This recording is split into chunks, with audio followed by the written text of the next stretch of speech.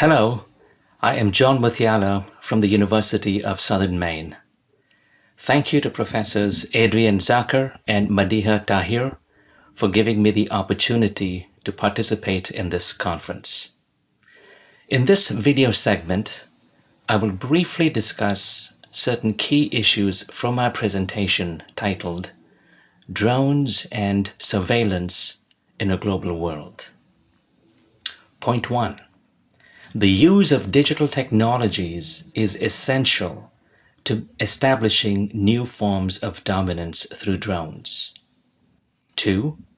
These forms have significant effects on individuality, privacy, democracy, and American foreign policy. 3. Popular culture registers how the use of drone technologies raises complex questions about the exercise of individual, governmental, and social power. Let's begin with point 1. How the use of drone technologies establishes new forms of dominance in the world. It is a commonplace today to say that the globalization of information technology is transforming the way we live. Almost every sphere of life is in some form or fashion impacted by the digital. Space and time have compressed dramatically as social media technologies enable the production and circulation of information in various modalities. Figures from Statista for January 2021 show 4.66 billion internet users and 4.2 billion social media users. Our World in Data shows that in 2019, Facebook had 2.4 billion users, while YouTube and WhatsApp each had 1 billion users. And the list can go on. Instagram, Pinterest, LinkedIn, search engines like Google, DuckDuckGo, Bing, and so on. All of these are used by hundreds and millions of people every day. Drones are the result of such technological innovations. Here I have two small drones. This one is Propel, a type of micro drone. It's a zippy little drone. It doesn't have a camera, but it can fly. And you can see how when you push the battery in, it starts to get ready to fly. You can put it in the palm of your hand like this, and you can control it with a control pad.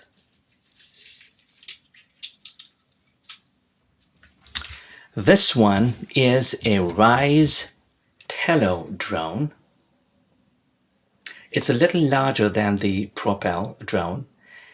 And this one can be controlled through an app on your smartphone. You can also it has a video. It has video capability and a camera, which means you can take still and moving images.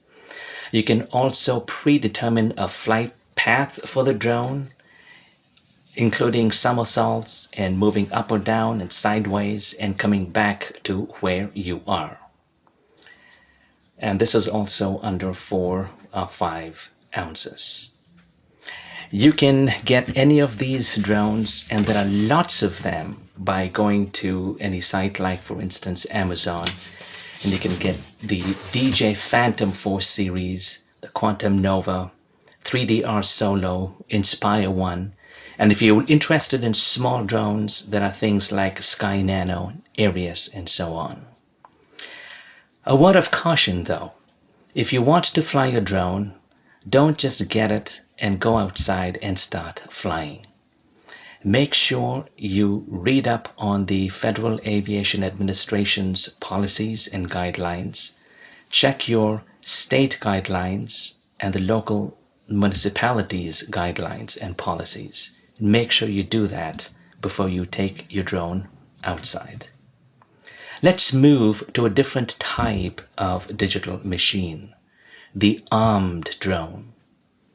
3 of them have become iconic symbols of drone warfare: the Global Hawk, the MQ-9 Reaper, and the Predator. These drones have become the sine qua non for maintaining a new global order. Having been introduced into service in the Iraq War in 2003 under President George Bush, armed drones gained dramatic traction during the Obama presidency, continued into the Trump presidency, and now extends into the Biden presidency. Thousands of people outside the US have been targeted and killed. The tragedy is that many innocent men, women, and children also died because of drone warfare. Thanks to the hard work of educators, of activists, journalists, and ordinary people living ordinary lives, thanks to their efforts, when they started raising these concerns in the public arena, eventually the American military publicly acknowledged the program, and the Congress conducted inquiries, issued reports, and made policy recommendations. But the issue is not settled. Drone warfare continues. May I urge you to bear in mind that it is possible that one of these days an armed drone may come to your town, your city, your state, your country. In fact, public safety officials in the United States, some units, have already applied for licenses to use drones for law enforcement.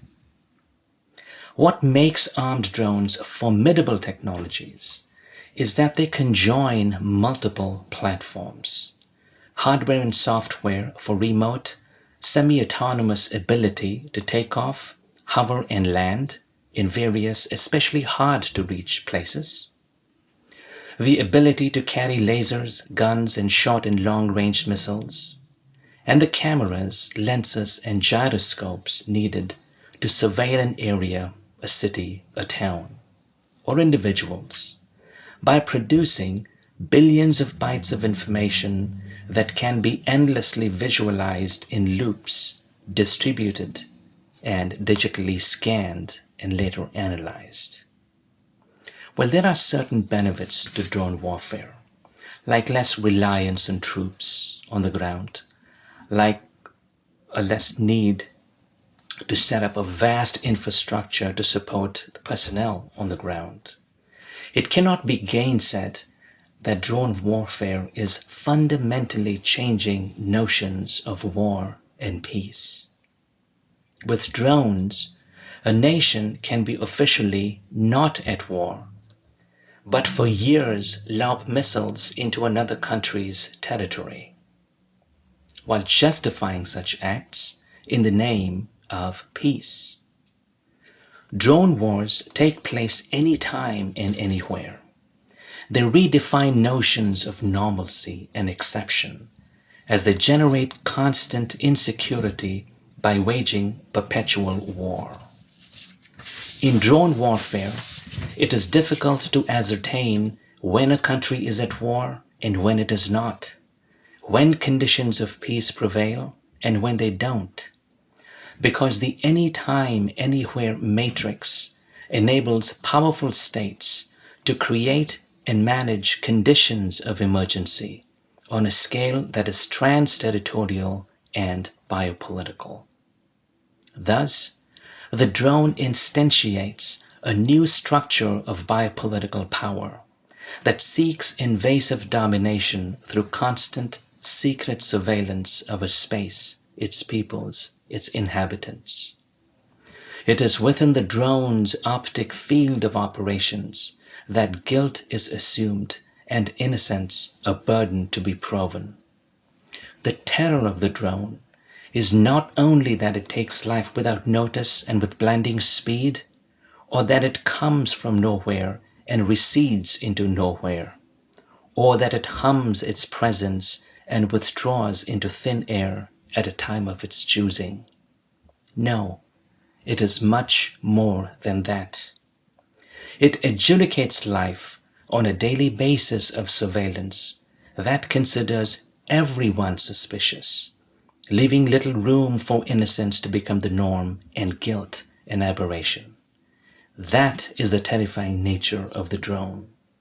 It is a predator on the prowl, not only for those intending to cause harm, but for those who, in some situations, cannot speak, cannot establish or convey their innocence. Let's move to the third point, culture. A corollary development is the overlapping of the political with the cultural in the use of drones. Artists like Mahawish Chishti, James Bridle, Adi Wagnecht, and sites like Not a Blugsplat and Murmuration, a festival of drone culture, and there are many such artists and initiatives. All of these demonstrate the extensive range of creative and critical work emanating from different parts of the world. They underscore the need for us to grasp the drone and by extension the digital in multiple registers as tools that unleash our desire for creativity and innovation, and as tools that unleash our desire for control and domination. When we are faced with such pressing matters, we need to return to key questions. What kind of society do we want? What kind of culture and civilization do we wish to bequeath to the next generation? What principles of justice, peace, and dignity do we need to affirm? What rights of speech and dissent should be protected? How can we revitalize public culture so that civic awareness translates into civic responsibility? What truths do we hold to be self-evident, and why? Why do these truths matter to us, or rather, ought to matter to us and to others? I leave you with these thoughts for your consideration. Thank you for listening.